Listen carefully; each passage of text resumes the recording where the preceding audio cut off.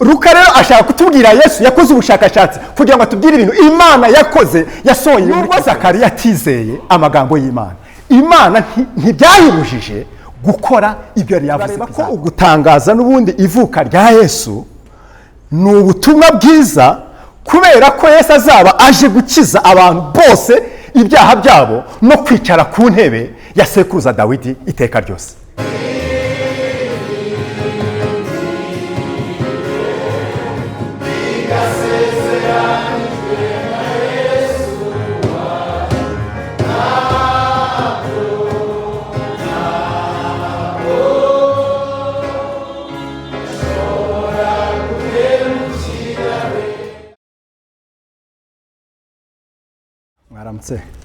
Good morning. Mwaramutse. Good morning. Yesu ashimwe cyane. Praise the Lord. Kuba shyitsi batanzi nitwa Birangwa. For visitors, his name is Birangwa. Ndumwe mu bakuru b'itorero hano muri GCC. He's one of the elders here at GCC. Nawe numwe mu bakuru b'itorero yitwa Tuyishimire. And I'm also one of the elders. My name is Tuyishimire. Hanyuma tugiye kuganira ijambo ry'Imana. So we will be studying the word of God.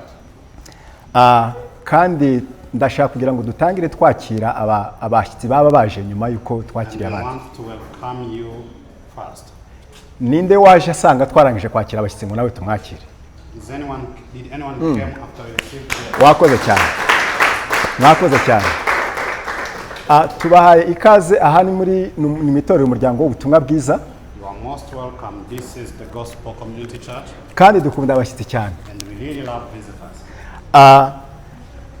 Mbahaye rero ikaze muri uyu mwanya w'ijambo ry'Imana. I welcome you in this time of the word of God. Yaba mwebwe bari hano. You who are here. Ndetse n'abadukurikiye online. And those of you who are following online. Mwakoze cyane kuza n'ubutaha muzagaruke. Thank you so much. Please come again. Icyumweru gishize twatangiye uruhererekane ku butumwa bwiza uko bwanditswe na Yohana, na Luka. Last week we started a series on the Gospel of Luke. Kandi Johnny yadufashije kureba cyane cyane aho yashimangiraga uburyo dukeneye guhirimbanira gusobanukirwa Yesu n'ubutumwa bwiza ndetse no kubaho dusangiza ubwo butumwa bwiza abandi. And Johnny emphasized on the fact that we need to keep on studying the gospel and sharing the gospel to others.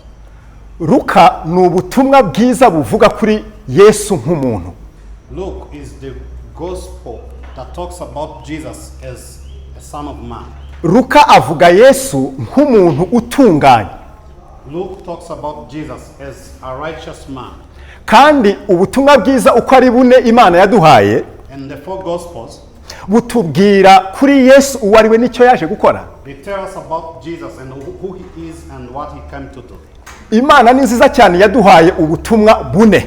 God is good. He gave us four gospels. Atari uko ari ubutumwa bune ahubwo ni ubutumwa bwanditswe n'abantu bane batubwira ku muntu umwe ariko mu mfuruka cyangwa se mu mpande enye zitandukanye. Not because there are four gospels but because they are one gospel shared in different perspectives, in four different perspectives. Imana yashatse ko dusobanukirwa byimbitse cyane ku mwana wayo ari we Yesu Kristo n'icyatumye aza mu isi. God wanted us to fully understand his son and why he came in this world.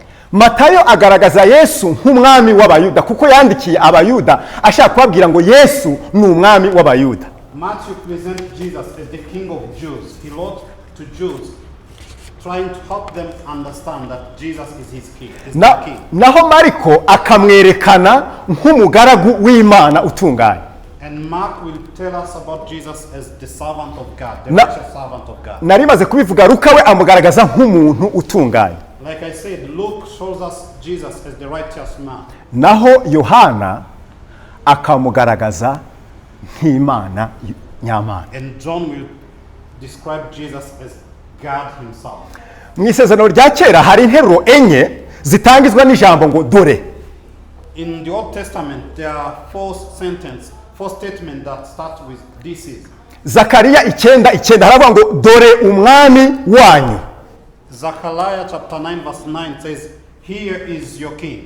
Iyi nteruro ijyanye cyangwa se yerekeranye n'ubutumwa bwiza bwa Yesu Kristo bwanditswe na Matayo ugaragaza Yesu nk'umwami w'abayuda. This statement refers to the gospel that shows Jesus as the King of Jews. Muri Yesaya 42 umurongo wa mbere havuga ngo dore umugaragu wanje. Isaiah 42 verse 1 says, "Here is my servant." Ibi bijyanye n'ubutumwa bwiza uko bwanditswe na Mariko. This refers to the gospel according to Mark. Naho muri Zakariya 6:12 akavuga ngo dore umuntu witwa Shami. In Zakariya 6:12 the Bible says, "Here is Shami." The branch. Here is the branch. Yeah. Here is a man called the branch. Iyi ntero rero nayo ikajyana n'ubutumwa bwiza turi kwiga bwa Luka bugaragaza Yesu ko ari umuntu utunganye cyane. And this refers to the gospel according to Luke. Naho muri Yesaya 40 umurongo wa 9 hakavuga ngo dore Imana yanyu. And Isaiah 40 verse 9 says, "Here is your God." Ibi rero bijyanye n'ubutumwa bwiza uko bwanditswe na Yohana, kuko Yohana yandikiye abantu bo mu isi yose ashaka kubereka ko Yesu ari Imana. Referring to the gospel according to John, because John wrote, helping us understand that Jesus is God. Nkuko twabibonye Luka yanditse ubutumwa bwiza ashaka kwemeza Teofilo yandikiye cyangwa se ukundwa n'Imana kugira ngo amenye neza ko ibyo yizeye ari ibyasohoye kandi ari ukuri. As we have seen, Luke wrote to Theophilus, helping them understand to have the certainty of what he believes in. Bavandimwe, ubukristo bushingiye ku mateka y'ibyabayeho Imana yasohoje. Christianity is based on true story, something that has happened in the history. Hari igihe abantu bajya bagerageza kugira nk'isoni zo kuvuga ko ari abakristo bakumva hari ni ibintu wagira ngo biteye isoni, ariko ubukristo bushingiye ku mateka y'ibintu byasohoye Imana yakoze. Some people are ashamed of declaring that they are Christian, but Christianity is based on facts. Ibi rero nibyo Luka atubwira, kandi atubwira ko ari umushakashatsi. That's what Luke is telling us, and he claims to be a researcher. Yakoze ubushakashatsi.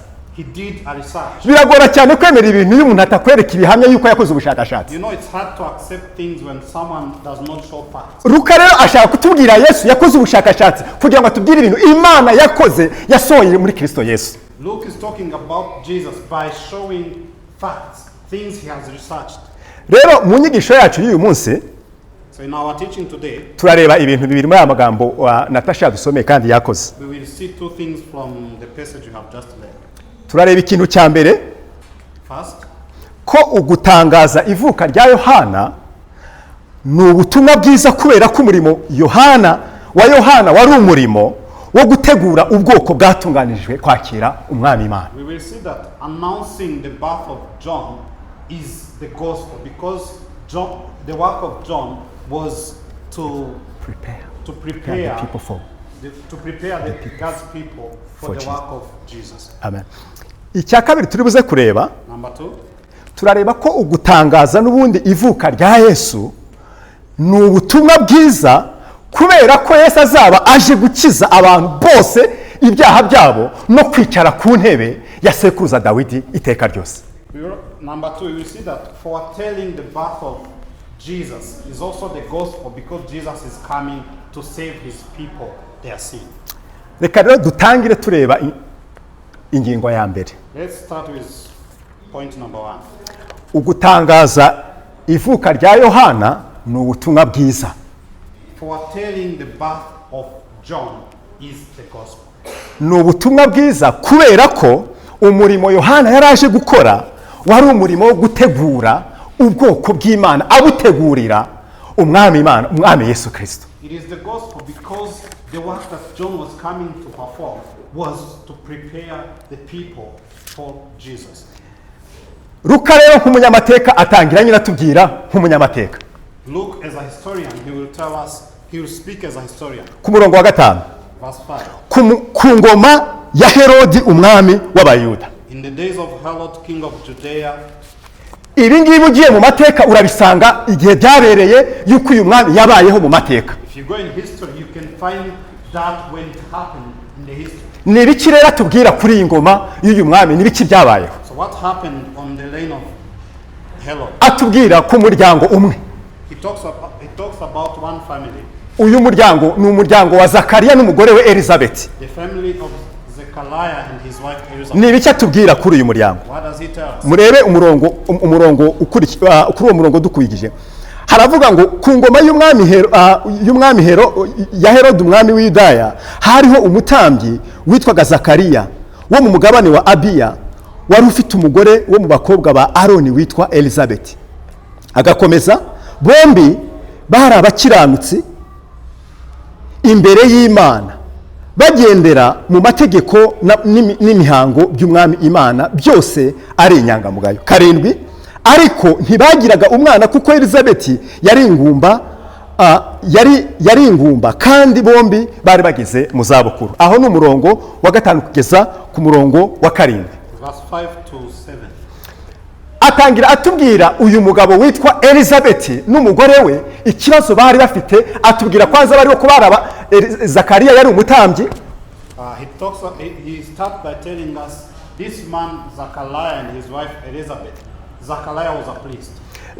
Akatubwira Zakariya na Elizabeth bari abakiranutsi imbere y'Imana. And both were righteous in the eyes of God. Kandi ngo bagendera mu mategeko n'imihango by'umwami Imana, byose ari inyangamugayo. And they were blameless. Nimutekereze ngo bari abakiranutsi imbere yande? They were righteous before God. Ni imbere y'Imana. Ntabwo bari abakiranutsi ari ugukiranuka bihangiye, ahubwo bari abakiranutsi imbere y'Imana. They were not self-righteous, but they were righteous before God. Uku ni ugukiranuka Imana iha abantu bayo bayizera bagendera mu nzira zayo. This is the righteousness that God gives to his people. Uku ni ugukiranuka Imana iha abantu kuko bizeye Imana, bizeye n'umwana wayo yatumye Yesu Kristo. This is the righteousness that people receive by believing in Jesus. Uku ni ugukiranuka Imana iha abantu kubera ko bafashe ijambo ry'Imana bakaryizera nk'ukuri ko Imana izasohoza ibyo yasezeranije. It's a righteousness received by believing in the word of God. Ntabwo ari ugukiranuka bihimbiye. It's not self-righteousness. Ntabwo ari ugukiranuka kuzanwa n'ibyo bakoze cyangwa batakoze. It's not a righteousness that comes from doing something. Zakariya n'umugore we Elizabeth ngo bari abakiranutsi imbere y'Imana. Zakariya and his wife Elizabeth, they were righteous before God.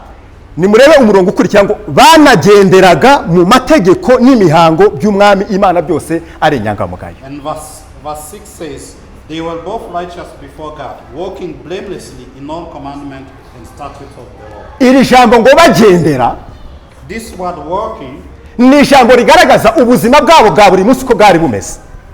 it shows their daily life. Bagenda ubuzima bwabo bwa buri munsi bwari ubuzima bugaragaza ko biringiye Imana, kuko bagenda ari inyangamugayo imbere y'Imana. Their daily life, their daily living was proving that they believe in God. Mu isezerano rishya tubona iri jambo ngo bagendera rishaka kugaragaza uko abizera umwami Yesu bakwiriye kubaho umunsi ku wundi, bizera umwami Imana, bumvira umwami Imana mu kubaho kwabo kwa buri munsi. In the New Testament, this word working means how believers should live on a daily basis, trusting in their King. Nkuko nari bivuze, akomeza Luka atubwira ngo Zakariya se wa Yohana Umubatiza yari umutambyi, kandi atubwira inkuru yo mu isezerano rya kera. And Luke tells us that Zakariya was a priest, referring to the Old Testament. He's telling us about the story of the Old Testament. Nkuko abenshi hari hano tubizi, mu isezerano rya kera abantu b'igitsina gabo bo mu muryango wa Aroni bose bakoraga umurimo w'ubutambyi mu nzu y'Imana, bagenda basimburana. As we know from the Old Testament, male descendants of Aaron they would perform priesthood duties on a schedule. Kandi mu gitabo cya mbere cy'ibyo ku ngoma tubwirwa igice cya 24 umurongo wa mbere kugeza kwa 19.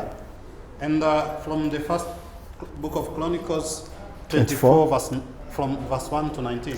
Dawidi yari yarashize aba batambyi mu matsinda cyangwa se mu migabane igera muri 24. David have set 24 divisions. David have set a lot of 24 divisions. Hanyuma kandi buri mugabane wakoraga ibyumweru nibura bibiri b'umwaka wose. And each division would perform for 2 weeks. Rero kuko twasomye Zakariya hano we yari umutambyi ariko mu mugabane wa Abiya. And Zakariya was a priest in the division of Abijah. Kandi ukuntu rero bakoraga kugira ngo bamenye ninde utahiwe bakoreshaga ubufindo nibyo So twasomye. they was cast lots to find whose turn it is. Ibi nibyo twasomye ahangaha. Abatambyi rero bishimiraga cyangwa se bahaga agaciro cyane uyu murimo wo kujya gukora umurimo mu rusengero rw'Imana kuko wari umurimo w'agaciro gakomeye cyane kandi umuntu yashaka kuwukora rimwe mu buzima bwe bwose. It was an honor to be chosen to perform this priesthood duty. Bigeze rero kuri Zakariya nkuko twasomye. So when it comes to Zakariya, ubufindo buramufata. They cast lot and he was chosen. Ajya gukora umurimo mu rusengero rw'Uwiteka nkuko umugenzi wari uri. So he went and performed his duty as the custom was. Gusa nubwo yari afite umunezero nkuko twabibonye, umunezero we wari ingorane yari afite nuko umunezero wari uvanze niba nabyita nka personal disappointment, ukuntu nyine yabaze igihe kinini asenga ariko ntiyabona igisubizo cy'amasengesho ye. Though he was excited to perform this duty, but his joy was mixed with personal disappointment from something he lacked in his personal life. Umukiranutsi is righteous, ugendera imbere y'Imana mu mihango y'Imana ari inyangamugayo. He walks blamelessly. Atoranijwe kujya gukora umurimo wo mu rusengero. He's even chosen to perform priesthood duties. Ariko afite ingorane zikomeye ukuntu yamaze igihe kinini asenga ariko Imana ntiyamuha igisubizo cy'amasengesho. But he has a problem. He has been praying for a long time and God hasn't answered his prayer. Hari ikintu nubashaka kuvuga hano gato. I want to say something here. Kuba wowe uri hano ugendana n'Imana umunsi ku wundi uyubaha. To be here walking blamelessly. Ibyo ntibivuze yuko hanyuma ugasenga amasengesho ntubone igisubizo. And praying but your prayers you seem not to receive the answers per prayer. Ntabwo bisobanuye yuko Imana itigeze yumva gusenga kwawe. It doesn't mean that God is not hearing your prayer. Kubera ko igisubizo cy'Imana harimo kiza ari yego. Because the answer of God may be yes. Ikaguha ibyo wayisabye. And you receive what you have prayed. Hari igihe ivuga ngo igisubizo kikaza ari oya. And sometimes he will say no. Hari n'igihe ikubwira ngo utegereze ntumenye n'igihe bizabisubiriza. And sometimes he will just leave you to wait. You don't even know when he will answer. Ariko gusa icyo shaka kubwira nuko Imana yacu twizeye, Imana twishuriye ni Imana ikorera ku gihe cyayo kandi ibyo yavuze yagambiriye izabisohoza. But I want to assure you, the God we believe in, he works on his own time and he will fulfill what he promised. Turebe ku murongo wa 11 murebe ukuntu uko byamugendekeye gutageze. Let's look at verse 11. What happened? No gukomeza kugeza kuri 17. From verse 1 to 17. Twasomye ngo marayika w'Umwami Imana amubonekera ahagaze iburyo bw'igicaniro cy'imibavu. Zakariya amubonye arikanga agira ubwoba, ariko marayika aramubwira ati witinya Zakariya kuko ibyo wasabye byumviswe. Umugore wawe Elizabeth azakubyarira umuhungu uzamwite Yohana. Azakubera umunezero n'ibyishimo kandi benshi bazanezerwa kuvuka kwe kuko azaba mukuru imbere y'Umwami Imana. Ntazanywa vino cyangwa igisindisha cyose kandi azuzwa umwuka wera ahereye akiva mu nda ya nyina. Benshi mu Bisiraheli azabahindurira ku Mwami Imana yabo, azagendera imbere yayo mu mwuka n'ububasha bya Eliya, azasanganya imitima yabase n'iyabana n'abatumvira Imana, azabayobora mu bwenge bw'abakiranutsi ngo ategure ubwoko bwatunganirijwe Umwami Imana. That's verse 11 to 17. Aha tubonye marayika yabonekeye Zakariya ari mu rusengero akora akazi ko mu rusengero. An angel appeared to Zakariya while Zakariya was performing his priesthood duty. Yaramuzaniye igisubizo. He was bringing him an answer. Yaramuzaniye igisubizo ariko inkuru nziza. He brought a good news. Yuko umugore we Elizabeth uwari ingumba uri mu zabukuru udashobora kubyara nkuko umubiri nyine udashobora by'ukuri kubyara, ariko Imana imuzaniye amakuru meza y'umunezero. The good news was your old wife who cannot conceive by normal circumstance, I'm bringing the good news. ndashaka kugira ngo twibaze gato ni ukubera iki iri tangazo rya marayika azaniye Zakariya ari inkuru nziza y'umunezero. So what makes this announcement a good news?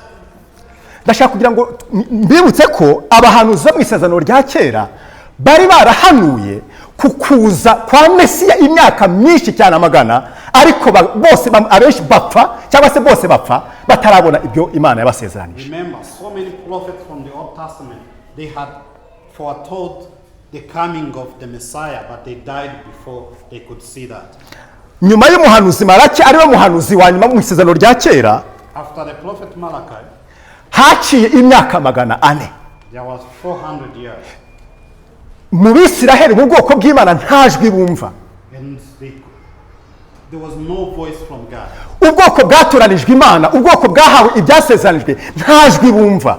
Imagine the chosen people, the people who have been chosen, they are not hearing from God. Abantu bari bafite amasezerano ko Mesiya azaza akima ku ntebe ya sekuruza Dawidi. They had a promise that Messiah will come and he will reign on the throne of David. Imyaka 400 irashira. And 400 years passed. Tekereza imyaka 400. Imagine 400 years. Abantu bari bafite ibyiringiro bikomeye ko Imana bafite confidence mu Mana yabo, imyaka 400 irashira. People had hope in their God. They had confidence, but 400 years. Bari kwibaza ibibazo byinshi cyane, ese iyi Imana yacu iri he? Imana yadusezeranije Mesiya iri hehe? So they had a lot of questions, wondering, where is God? This God who promised us a Messiah, where is he? Ni muri iki gihe marayika yasanze Zakariya ari mu rusengero nyuma y'iyo myaka batumva ijwi ry'Imana. So in such a period, the angel visited Zakariya.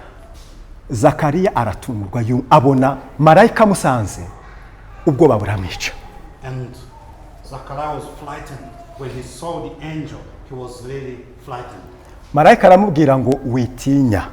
And the angel is like, don't worry. Witinya. Fear not. Witinya Zakariya. Fear not, Zakariya. Nkuzaniye inkuru nziza, nkuzaniye ubutumwa bwiza. I'm bringing you a good news. Yuko umugore wawe Elizabeth azakubyarira umuhungu. That your wife Elizabeth will bear a son for you. Ntabwo nta experience ifite yo kuba yo kuba nakumva uko bimera kumara igihe kinini cyane udafite umwana. Ibyo ntabwo mbizi. I have no experience of waiting for a child. Kubera ko dufite abana babiri. Because we have 2 children. Ariko hari abantu nibura nzi bamaze igihe kinini badafite batari babona urubyaro. But I know people who are still waiting for children. Hari igihe njya ngerageza nko kwishyira mu mwanya wabo nkumva ese nabishyikira, nkagerageza kumva nyine kapena, ariko sinshaka kubishyikira kuko that's not ntago experience mfite nagira.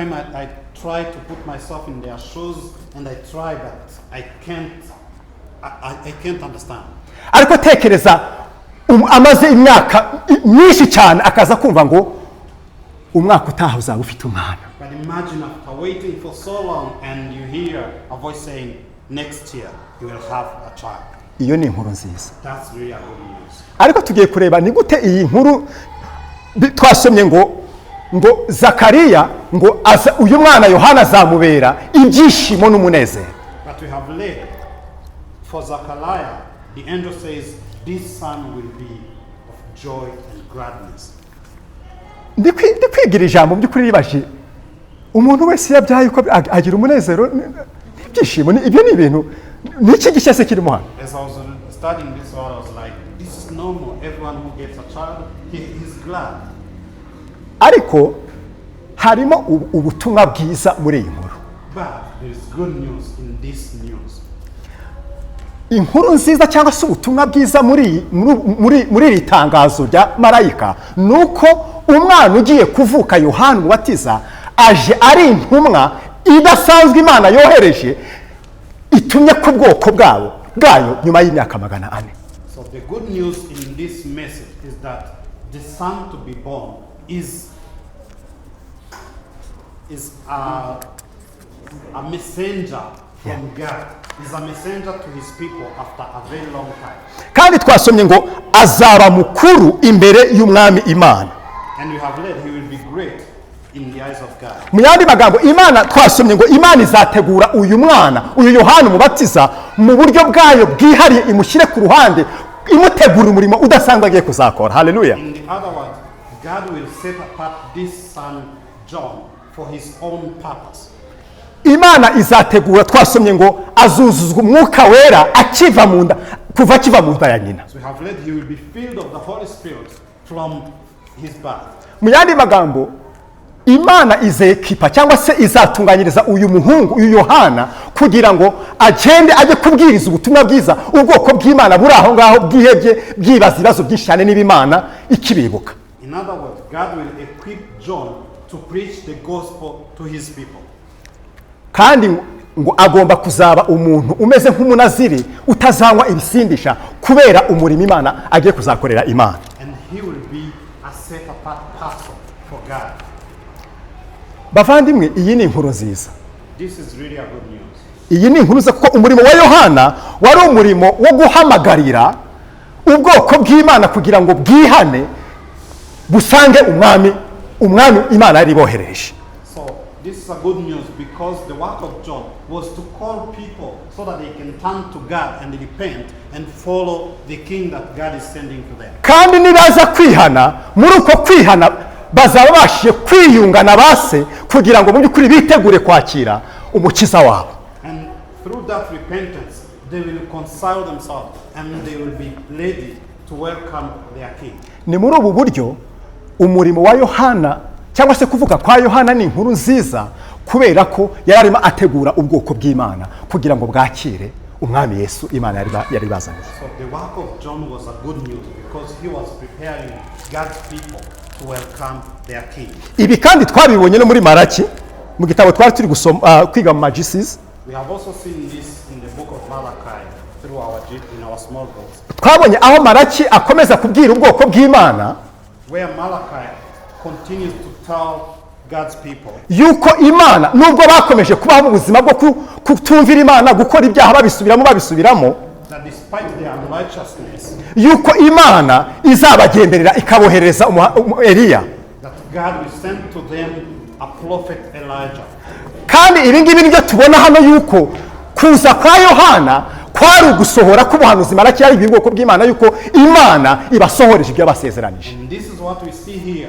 The coming of Jonah was the fulfillment of a prophecy by Malachi. What God has promised to them. Nimutekereze Imana yabwiye ubwoko bwayo ko izabagendera none Yohana araje Imana isohoje ibyo yabasezeranije. Think about this. God has told his people that he is sending someone and that person has come. John has come. Hano hari ikibazo nshaka ko twibaza. Let me ask you this question. Ni gute Zakariya azafata aya magambo ya marayika? How can Zakariya receive these words from the angel? Ni gute yabwakiriye? How did he receive this message? Zakariya nubwo yari afite kwizera kumusunikira ku gusenga, though Zakariya had a faith that pushed him to pray, ntabwo yari afite kwizera igisubizo Imana ibasha kumuha biciye muri uko gusenga. He didn't have the faith that to receive the answer that God was the answer to his prayer. Nimurebe umurongo wa 18. Look at verse 18. Zakariya abaza marayika ati ibyo nzabibwirwa n'iki ko ndi umusaza ndi muzehe n'umugore wanjye akaba ari mukecuru. Zakariya said to the angel, how shall I know this? For I am an old man and my wife is advanced in years. Ibyo bizashoboka gute? How can it be possible? Nzabibwirwa n'iki? How will I know? Aya ni amagambo Zakariya yavuze aha arashobora kuba yasa n'amagambo menshi tujya tuvuga natwe hano. These words of Zakariya are like most of our words. Mu buryo bumwe n'ubundi usanga hari ukuntu tuvuga nka Zakariya. Sometimes we speak like Zakariya. Ibi ni iki Zakariya yavuze? Ibi bigaragaza iki mu by'ukuri aya magambo ya Zakariya yerekeza kuki? What does this mean? These words of Zakariya, what do they mean? Zakariya yananiwe kwizera ko ibyo Imana yavuze ifite imbaraga nyinshi zo kubisohoza ikabikora nkuko yabigambiriye kubivuga. Zakariya failed to believe that what God has promised he has enough power to fulfill it.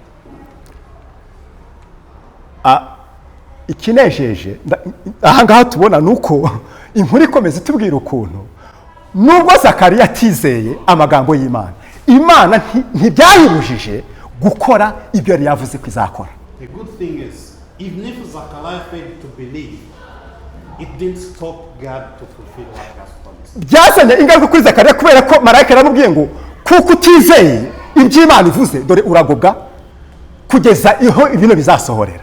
There were consequences to Zakariya because the angel said, from now on, you won't be able to speak.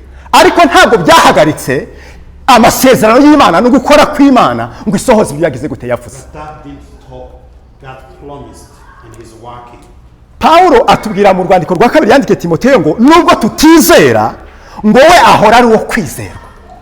Paul says this in the second epistle to Timothy, saying, even if we are not faithful, he is faithful. Zakariya yananiwe kwizera amagambo y'Imana. Zakariya failed to believe God's word. Yananiwe kwizera ko Imana ifite imbaraga zo gusohoza ibyo yavuze bigasohora koko. He failed to believe that God has the power to fulfill what he promised.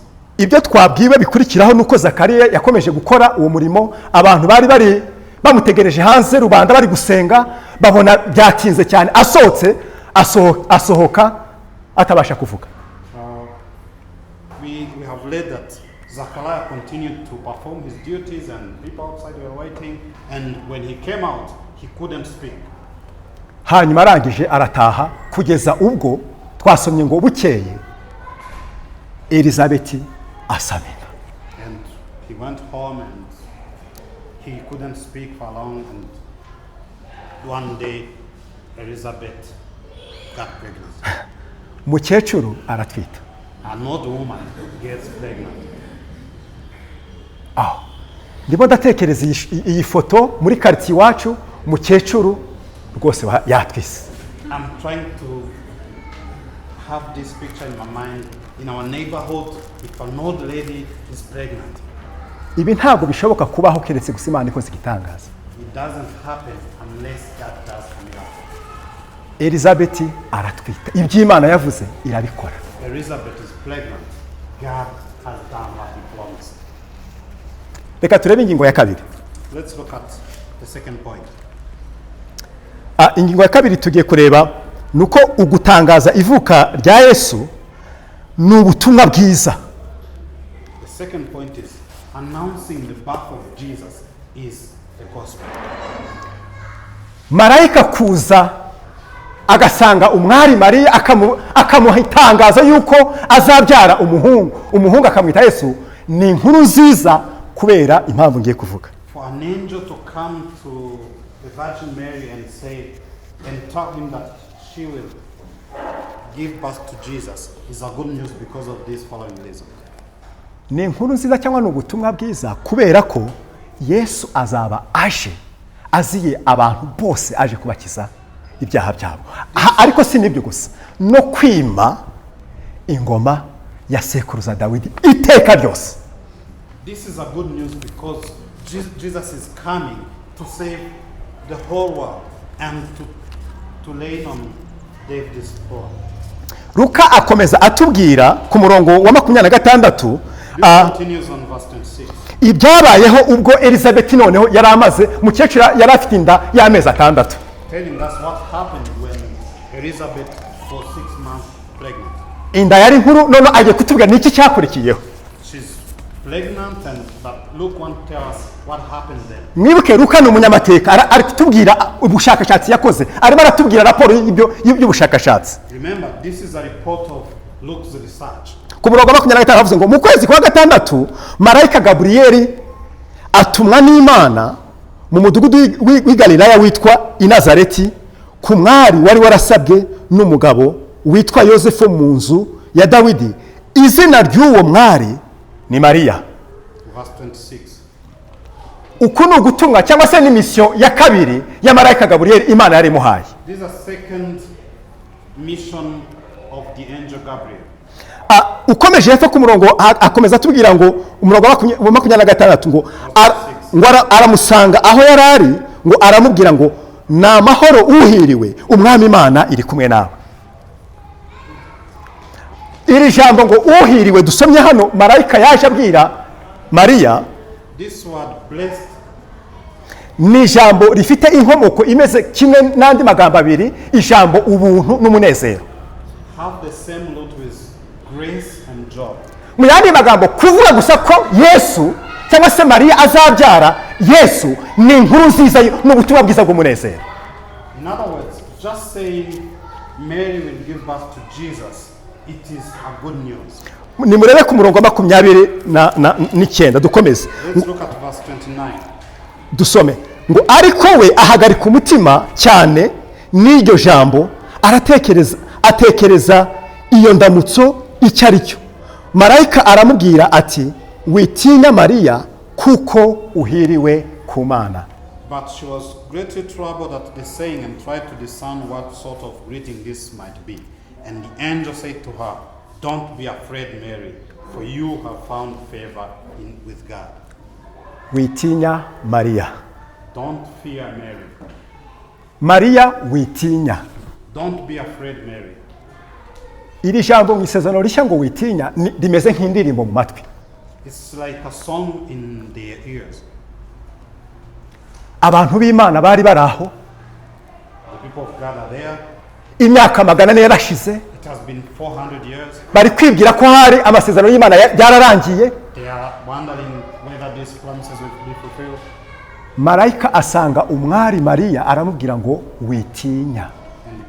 And the angel goes to Mary and says, don't be afraid. Mu gice cya kabiri aha muri Luka, In the second chapter of Luke, ubwo Yesu yari amaze kuvuka, when Jesus was born, Marayika yabwiye abungera amagambo ameze nk'aya.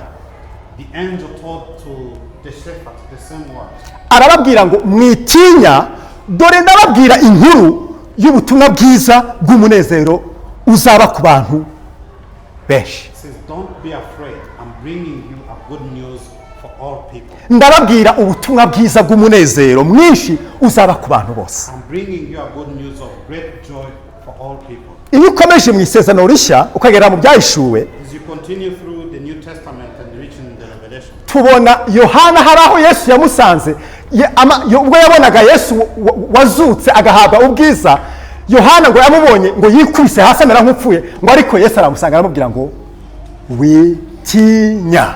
when John saw Jesus in his glory, the resurrected Jesus in his glory, he was scared. And the angel says, don't be afraid. Bavandimwe, ni umunezero ukomeye cyane kuba mwe abari hano dufite umwami utubwira ngo witinya.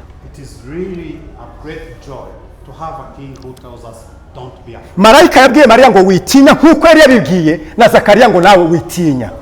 The angel is talking to Mary, don't be afraid. In the same way he told Zakariya, don't be afraid. Kandi Bibiliya itubwira yuko Imana iratuzi, izi umuntu wese ku giti cye, mbese buri muntu wese n'umwihariko ukomeye imbere y'Imana. Imana iramuzi. And the Bible tells us that we are unique in the eyes of God.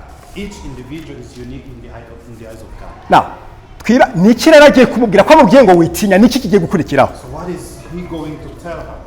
Nibyo tubona ku murongo wa 31 kugeza kuri 33. That's what we see on verse 31 to 33. Nimwumve impamvu atagomba gutinya. Read and see why she shouldn't be afraid. Kandi dore uzasama inda, uzabyara umuhungu, uzamwite Yesu. Azaba mukuru, azitwa umwana w'isumba byose, kandi umwami Imana izamuha intebe y'ubwami ya sekuruza Dawidi. Azima mu nzu ya Yakobo iteka ryose, ubwami bwe ntibuzashira. Verse 31 to 33. Nkuko tubibona hano, As we see here, nimurebe izina Marayika yabwiye Mariya kuzita umwana azabyara. look at the name that the angel is telling Mary to give to his son. Ngo uzabyara umwana uzamwite, You will have a son, you will call him Yesu. Call him Jesus. Uzamwite Jehova Yawe. Call him Jehovah Yahweh. Kubera ko niwe Mana ikiza abantu be. Because he's the God who saves. uzamwite Yesu kuko azaba aje gukiza abantu be. Call him Jesus because he will be the one to save his people. Twasomye nane ngo nkuko Yohana azaba mukuru ni nako uyu Yesu azaba mukuru ariko mu buryo bw'iteka ryose, mu buryo butagira iherezo. The same way John was to be great, it is the same way Jesus will be great but eternally. Ikindi ntabwo azaba nka Yohana mu buryo bwo gutegurira abantu inzira, ahubwo ntabwo azaba nka Yohana ngo aze gutegura abantu abategura kwakira umukiza. He will not be like John to come and prepare the way to receive the Savior. Twasomye ku murongo wa 2 ngo ahubwo azaba umwana wisumba byose. Instead, we have laid that he will be the Son of the Most High. Mu yandi magambo azaba ari n'Imana, Imana yuzuye. In other words, he will be God himself. Nubwo Luka avuga kuri Yesu nk'umuntu utunganye, Though Luke talks about Jesus as the righteous man, hano amutubwira nanone nk'Imana yuzuye. here he talks about him as God himself. Kandi ubuhanuzi dusomye ahangaha muri mirongo 31 kwiza muri 33 And the prophecy we read from verse 31 to 33 bwerekeza kukuza kwa mbere n'ukwa kabiri bya Yesu. points to the first coming and the second coming of Jesus. Kubera ko Yesu kuza kwe kwa mbere yaje aje nk'umukiza uje gukiza abantu no kubashaka kugira ngo abakize. Because in his first coming, Jesus came as a savior to save people. Ikindi kandi ubuhanuzi busa neza kimwe n'ubuhanuzi bwo mu isezerano rya kera. And this is the same as the prophets from the Old Testament. Muribuka imisozi 3 twabonye y'ubuhanuzi bwo mu isezerano rya kera. Remember the 3 mountains from the Old Testament. Aho abahanuzi bavuga ubuhanuzi bw'ibizaza ariko bakabibona byose icyarimwe ku buryo udashaka kumenya se niki kizabanza niki kizakurikiraho, byose bakabibonera icyarimwe. Where prophets could see something that will happen in the future, but they see it as one thing, so you can hardly distinguish what will come first, what will come next. Muribuka ibi cyane cyane dukunze kubivuga mu gihe cya Noheli, ejo bundi tuzaba turi kuvuga cyane ndetse twanabitangiye. We usually say that in this period of Christmas. Muribuka Yesaya 9 umurongo wa 5 nuko umwana yatuvukiye duhawe umwana w'umuhungu ubutware buzaba ku bitugu bye. Remember Isaiah chapter 9 verse 5, a son is born unto us. Ariko ikibazo umuntu yakwibaza, hari igihe tureba uyu mwana tukibaza se ubu butware koko buri ku bitugu bye uyu munsi. Sometimes we wonder, this Son of God is really the authority on his shoulder. Abantu rwose baramukoba. You know, people blaspheme. Muribuka ndetse abanyaroma baramufashe baramwica. Remember, even the Romans, they killed him. Bisa naho wagira ngo ibyo rwose birarangiye, misiyo ye irarangiye. As if his mission is over. Ukibatse uyu ni umwami koko? Is he really a king? Ariko bavandimwe mwebwe abizera umwami Yesu, But brothers, you who believe in, twizeye tudashidikanya dutegereje kuza kwe kwa kabiri aho azaza ari nk'intare ya Yuda. we believe and we are waiting for his second coming, when he will come as the Lion of Judah. Azaza yime ingoma cyangwa se intebe ya sekuruza Dawidi. He will come and he will lay on the throne of David. Ubu nibwo buhanuzi tubona ahangaha marayika aza akabwira Mariya yuko Yesu azaza avuke aje gukiza abantu ariko azanima abo umwami yicare ku ntebe iteka ryose. This is the prophecy we see here, that Jesus will come and save his people, but he will also lay on the throne of David. Now, twibaza ikibazo kimwe, Mariya se we ko iyi nkuru ari y'umunezero waraza kubyakira gute? So now you may wonder, this is a great news. How will Mary receive it? Ese Mariya araza gufatira ijambo rya marayika gute? How will Mary take this message from the angel? Ese araza kumera nka Zakariya? Will she be like Zakariya? Ese araza nawe gushidikanya nanirwe kwizera ibyo Imana ivuze? Will she fail to believe what God is saying? Dusome ku murongo wa 34. Let's read from verse 34. Mariya abaza marayika ati ibyo bizabaho bite ko ntararyamana n'umugabo? And Mary said to the angel, how will this be, since I'm a virgin? Ibyo bizabaho gute ko ntabwo nzi umugabo? How will this be? I'm a virgin. Iki kibazo wagira ngo kijya kumera nk'icyo Zakariya yabajije. It looks like Zakariya's question. ariko biratandukanye. But it is a bit different. Ntabwo Mariya ashidikanya cyangwa se ngo ananirwe kwizera ibyo Imana yamutumyeho. Mary does not doubt what God is telling him. Ntabwo Mariya yigeze ananirwa kwizera ko Imana ifite imbaraga zo kuba yakora ibyo yasezeranije. Mary did fail to believe that God has the power to do what he promised. Ahubwo iki kibazo ari kwibaza mu by'ukuri mu buryo bwo gutangarira imbaraga z'Imana zizabasha gukora ibi ngibi. But Mary is just surprised. He's amazed at God's power that will make this happen. Ari gutangarira imbaraga z'Imana ukuntu ari imbaraga zihebuje zizakora ibi ngibi bigashoboka. She's amazed by this power that will make this possible. Marayika yamusubije ngo iki? And what did the angel answer? Ibyo marayika amubwira ni igisobanuro kigaragaza mu by'ukuri gisubiza Mariya kuri kino kibazo yarimo yibaza. What the angel says is an explanation, an answer to Mary's question. Ni nkaho yamubwiye ngo urimo wibaza ukuntu Imana izakora imbaraga z'Imana wazitangarira dore uko izabigenza. So it's like if you are amazed, you are wondering how will God do that? This is how it will happen. 35. Verse 35. Marayika aramusubiza ati umwuka wera azakuzaho n'imbaraga z'isumba byose zizagukingiriza, nicyo gituma uwera uzavuka azitwa umwana w'Imana. Haleluya. The Holy Spirit will come upon you, and the power of the Most High will overshadow you. Therefore, the child to be born will be called the Holy, the Son of God. Iki ni igisobanuro cyiza cyane cyo kubyara k'umukobwa w'isugi. This is an explanation, a very good explanation of how a virgin can give birth. Aha niho ibintu byose bihurira. This is the center of it all. Yesu yagombaga kuza ari umuntu wuzuye 100%, akaba n'Imana yuzuye 100%. Yeah, Jesus had to come as full human and fully God. Ntabwo Bibiri tubwira ko Yesu yari byombi, yari Imana akaba n'umuntu. The Bible tells us Jesus was both. He was God and he was man. Kugira ngo ibi bishoboke, kugira ngo umurimo wo gucungura umuntu wa Yesu Kristo ushoboke, ibi byagombaga kubaho byombi, ko aba umuntu akanaba n'Imana 100%. For the redemption work to happen, to take place, he has to be God and human. Ntabwo yari umuntu igice, He wasn't half human. nta nubwo yari Imana igice. He wasn't half God.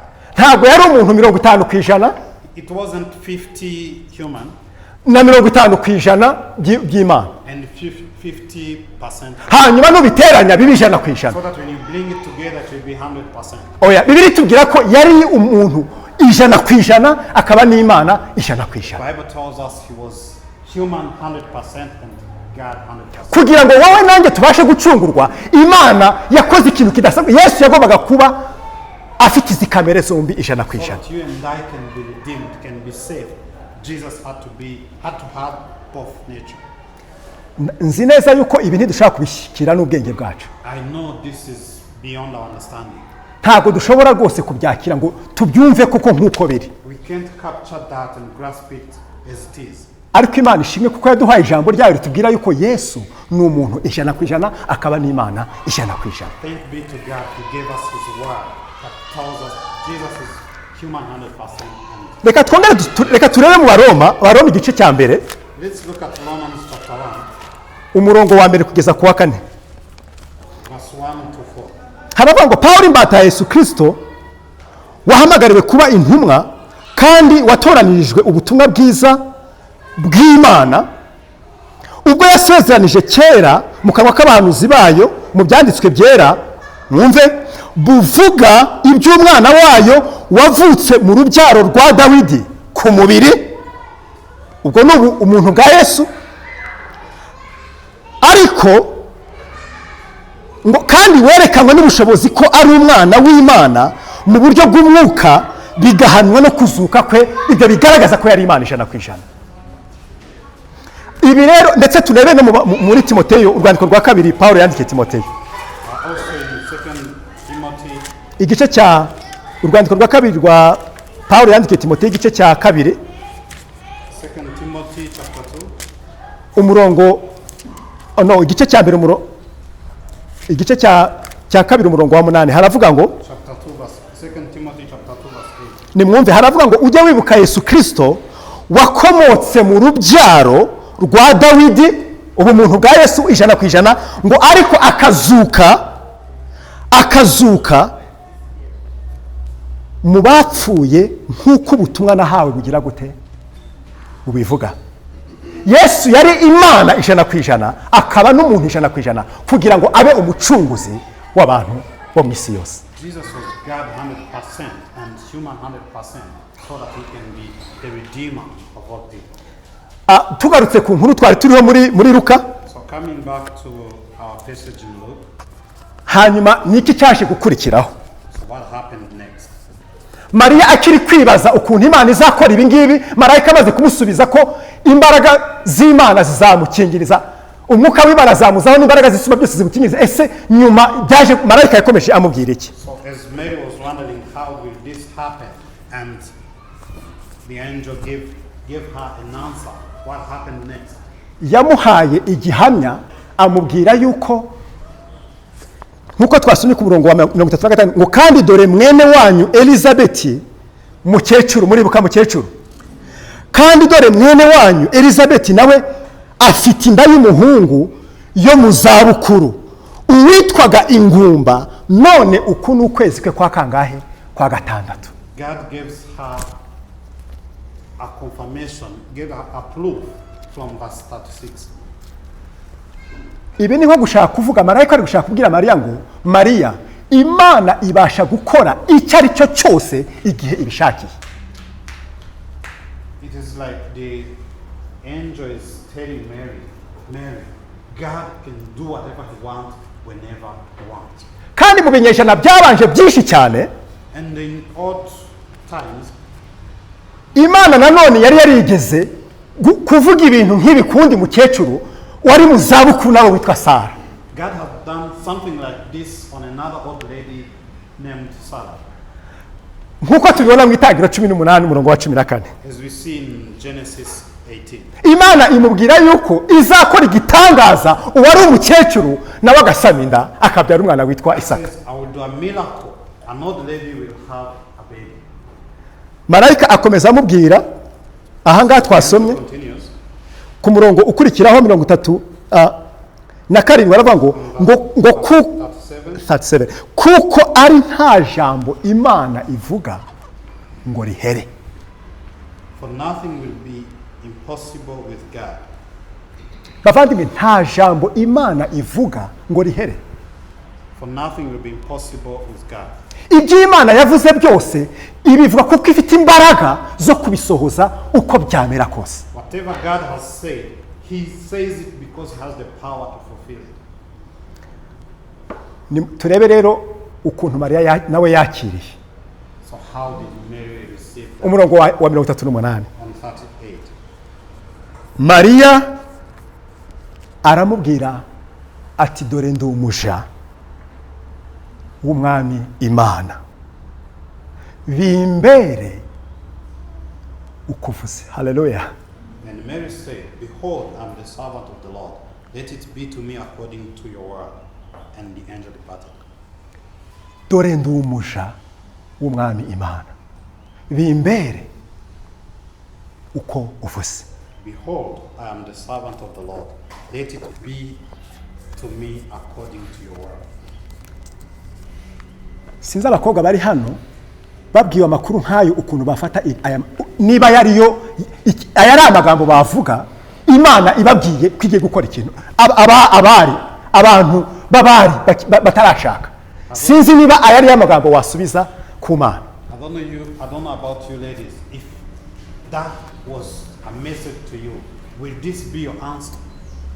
Ariko muri aya magambo, muri iki gisubizo cya Mariya tubonamo mu by'ukuri ishusho y'ukuntu abagaragu beza b'Imana bagendana n'Umwami Yesu, inyifato bakwiriye kugira ku ijambo ry'Imana. In this answer, we see how good servant of God should behave. Mariya agaragaza ishusho nziza y'umugaragu mwiza w'Imana ugendana n'umwami Imana. Mary gives us a clear picture of how a good servant of God should behave. Mariya agaragaza inyifato ikwiriye kuranga abantu bakurikira umwami Yesu umunsi ku wundi. Mary shows the righteous behavior of servants of God. Ibintu bibiri nshaka kuvuga hano muri aya magambo ya Mariya. Two things here.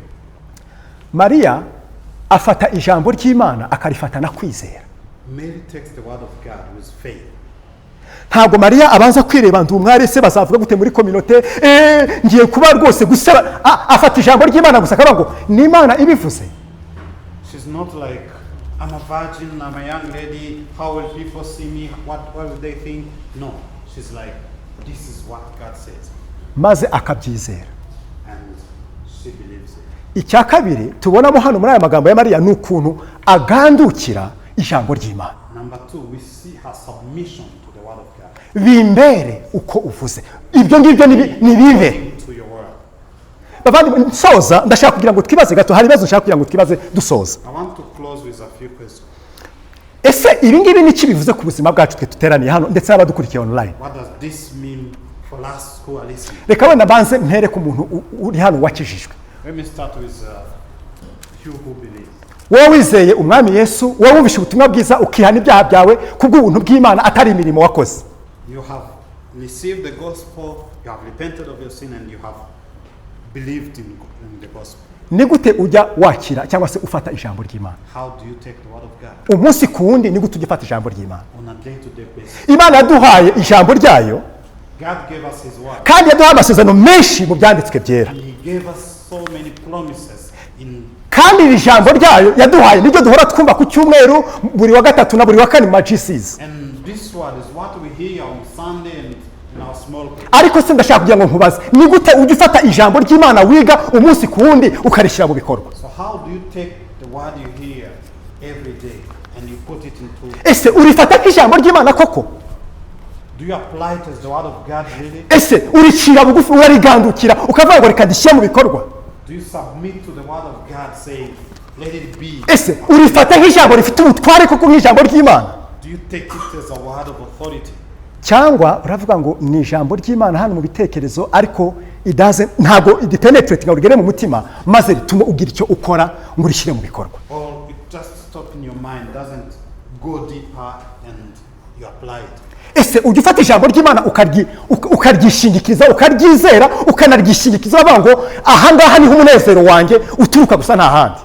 Do you rely on the word of God and say, this is the only source of my job?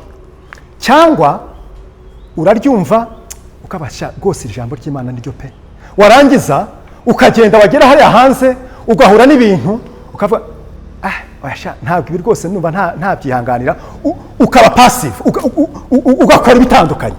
Or you just hear the word of God and when you go out there you face challenges, you do differently from the word of God? Ese umunsi ku wundi mu buzima bwawe mu kazi kawe aho utuye ufata ijambo ry'Imana ukaryumvira ukarishyira mu bikorwa? So does every day in your daily life do you take the word of God and apply it in your life? Ese ujya urishyira mu bikorwa kabone niyo byakuzanira amakuba? Do you apply it even when it will bring you trouble?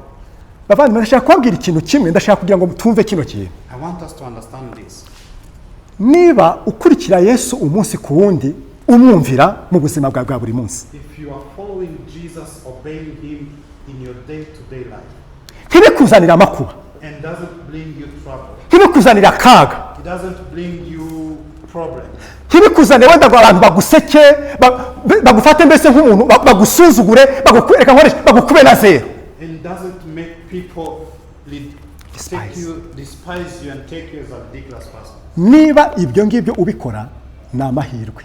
If you do that and if it is like that for you, you are lucky. Ntabwo ari ibisanzwe. That's not normal. Ibisanzwe The normal thing nuko kugendana na Yesu umunsi ku wundi tumwumvira is that obeying Jesus, walking with him on a day-to-day basis, bijyana no kubabazwa kubwe. it goes with trial and troubles. kuko gukurikira Yesu bisobanuye kubabazwa kubwe. Following Jesus means to be persecuted for him. Umwami Yesu aza mu isi ntabwo bigeze bamwakira neza. When Jesus came in the world, they didn't give him a warm welcome. Kandi nawe agiye kugenda bavuze ngo uku namwe niko bizabagendekera. And before he departed, he said, this is what will happen to you. So niba bitari kukubaho hari ikintu ushaka kukubwira. It is not happening to you. Eda ubanze utekereze neza urebe ahari niba atari uko ugerageza kubypassinga udashaka kubaho ubuzima bwo kwishingikiriza ku ijambo rye n'amasezerano ye. Think, isn't it because you are bypassing his commandment? Hari ikindi nshaka kugira ngo nkubwire wowe wakijwe still. Secondly, ese wishingikirije ku byasezeranijwe ko amasezerano Imana yaduhaye mu byanditswe yuko Imana izayasohoza? are you relying, are you dependent on the promises of God, trusting that he will fulfill it? Ese ubuzima bwawe bugaragaza ko umwami Yesu ibyo yasezeranije ko azagaruka mu kuza kwa kabiri akabisohoza? Does your life prove that what Jesus promised is coming back to fulfill it? Cyangwa uri kubaho ubuzima bwose buhabanye n'abantu mu by'ukuri bizeye amasezerano y'Imana? Or do you live a life that is so different from the people who trust in the promises of God? Reka nsoze nkubwira nawe ushobora kuba uri hano udakijijwe utarizeye umwami Yesu. Let me close by talking to you who do not believe. Ndashaka kubwira yuko icyazanye umwami Yesu mu isi ari ukugushaka no gukiza icyazimiye. I want you to know that what brought Jesus in the world is to find the lost. Bibiri ivuga yuko umuntu ari umunyabyaha kandi yazimiriye muri ibyo byaha bye. The Bible tells us that man is sinful and is lost in his sinfulness. Kandi ibi byaha umuntu yazimiriyemo bikubiyemo ibibi ukora Imana idashaka ko ukora n'ibyiza Imana ishaka gukora ariko udakora. And your sinfulness include the good thing that God wants you to do and you don't do, and the bad thing God does not want you to do, yet you do. Kandi Bibiri ikatubwira yuko kubera iyo mpamvu umujinya w'Imana uhora kuri wowe. And the Bible tells us that because of that, the wrath of God is upon you. Ariko inkuru nziza y'umunezero nuko Yesu Imana yatwereje Yesu umwana wayo kugira ngo wowe uri hano nufata icyemezo ugafungura umutima wawe ukamwizera ubone ubugingo buhoraho. But the good news is God sent his son so that if you open your heart and believe in him, he will give you life. Ndasenga nsaba kugira ngo wowe uri hano utarizera ufungure umutima wawe usabe Imana kugira ngo ize mu bugingo bwawe ikubabarire ibyaha byawe wihane ibyaha byawe maze ubabarirwe maze iyi mpano y'agakiza nawe urayibona kubw'ubuntu bwe gusa. Praying that if you are here and you haven't believed yet, that you may open your heart and repent of your sin and believe in Jesus. Ntacyo wakora ngo ubashe kwikiza wowe ubwawe. There's nothing you can do to save yourself. Imana gusa nishobora kugukiza muri Yesu Kristo. Only God can save you through Jesus Christ. Reka dusenge. Let's pray. Mana ushimwe cyane kubw'ijambo ryawe, turagushima kuko watugendereye nk'ubwoko bwawe. Turagushima ko wasohoje amasezerano yawe. Turagushima ko uri Imana yo kwizerwa. Turagushima mwami ko utaturekeye aho ngaho ahubwo igihe cyageze ukagenderera ubwoko bwawe ukadusanga ukatwoherereza umukiza waje kudushaka no kudukiza twebwe abari barazimiye. Ndasengera buri wese uri hano utarizera kugira ngo ufungure umutima we mwami kugira ngo Kristo aze mu bugingo bwe bwo kwizera yihane ibyaha bye maze Kristo utahe mu bugingo bwe. Ndasengera kandi buri wese uri hano wizeye wakwizeye mwami Yesu kugira ngo udufashe kugenda umunsi ku wundi tukumvira dufata ijambo ryawe turyishingikirizaho no kwizera tuciye bugufi ijambo ryawe kuko tuzi yuko mwami muri ryo arimo tubonera umunezero. Urakoze, ishimwe n'ikuzo bibi byawe none n'iteka ryose mu izina rya Yesu. Amen.